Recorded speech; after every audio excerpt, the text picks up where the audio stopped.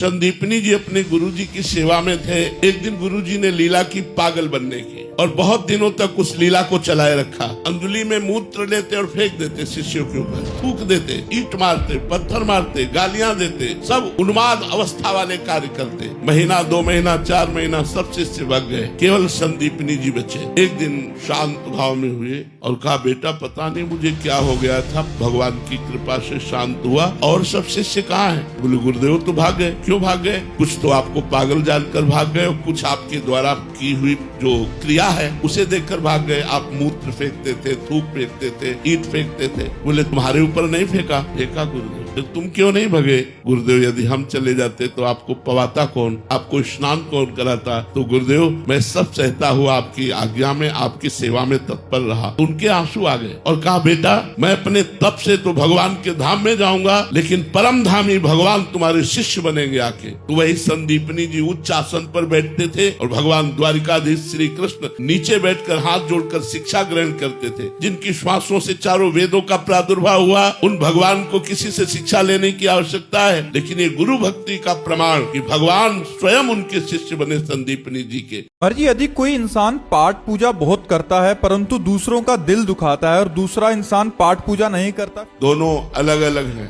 एक पाठ पूजा करता है लेकिन दूसरे का दिल दुखाता है, तो पाठ पूजा सच्चिदानंद की है, उसका नाश नहीं होगा, लेकिन दिल दुखाने का उसे दंड मिलेगा। लेकिन जो किसी का दिल नहीं दुखाता पर पाठ पूजा नहीं करता, तो जीवन तो व्यर्थ ही जा रहा है ना। जीवन सच्चिदानंद से थोड़ी जुड़ गया, व्यर्थ समय नष्ट कर रहा है। हमारा जीवन भगवान का स्मरण, भगवत लीला कथा श्रवण, परोपकार और सत तीर्थयाटन, इनके द्वारा हम अपने शरीर को पवित्र करें, मन को पवित्र करें, परमात्मा चिंतन करें, इसके लिए मिला है। आप भजन नहीं करते लेकिन किसी का दिल नहीं दुखाते, तो जीवन तो व्यर्थ ही जा रहा है ना। जीवन कोई सार्थक थोड़ी हो रहा है। हाँ, आप गलत नहीं कर रहे हैं लेकिन आप सही भी तो नहीं कर रहे। सही क्या है? मनुष्य जन्म का लक्ष्य भगवत प्राप्ति। वो आत्महत्यारा है जो मानव शरीर प्राप्त करके उन्नति नहीं करता। उन्नति मतलब अब हमारे ऊपर लोक है, स्वर्ग लोक, महरलोक, जनलोक, तपलोक, ब्रह्मलोक, वैकुंठ लोक, गोलोक, साकेत, कैलाश। हमको मृत्यु लोक से साधना करके उत्तम लोकों की प्राप्ति करनी है। साधना नहीं करते तो मनुष्य जन्म को तो व्यर्थ ही व्यतीत कर रहे हो। हाँ, अपराध नहीं कर रहे हो इसलिए नरक नहीं जाओगे, लेकिन मनुष्य जन्म को व्यर्थ कर दिया तो किसी भी योनि में जा सकते हो।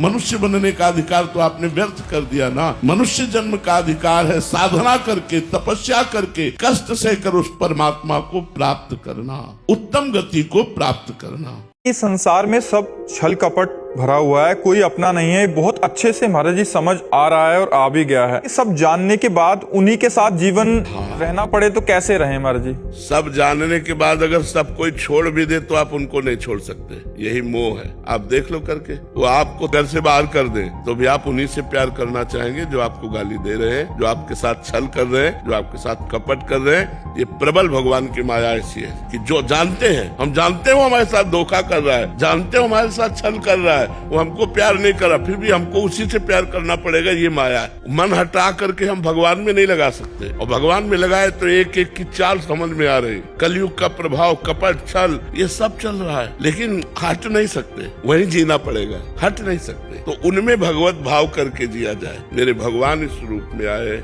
मेरे भगवान है तो बच सकते हो। नहीं है बिल्कुल ड्रामा, बिल्कुल छल कपट, कोई प्यार नहीं करता। अपनी वासनाओं की पूर्ति तक तो प्यार का नाटक चलेगा, और जिस दिन वासनाओं की पूर्ति नहीं होगी, प्रतिकूलता होगी, तो कोई प्यार करने वाला नहीं मिलेगा। आप सच्ची मान लीजिए।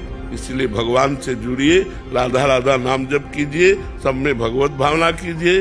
तुम्हारे साथ कोई कपट करे, करने दो, तुम कपट मत करना, तो तुम भगवान के लाडले हो जाओगे। और जिस पर भगवान की कृपा होती, सब सुख उसके सामने होते हैं। इसलिए भगवान का चिंतन करो, भगवान का आश्रय लो, भगवान से प्यार करो।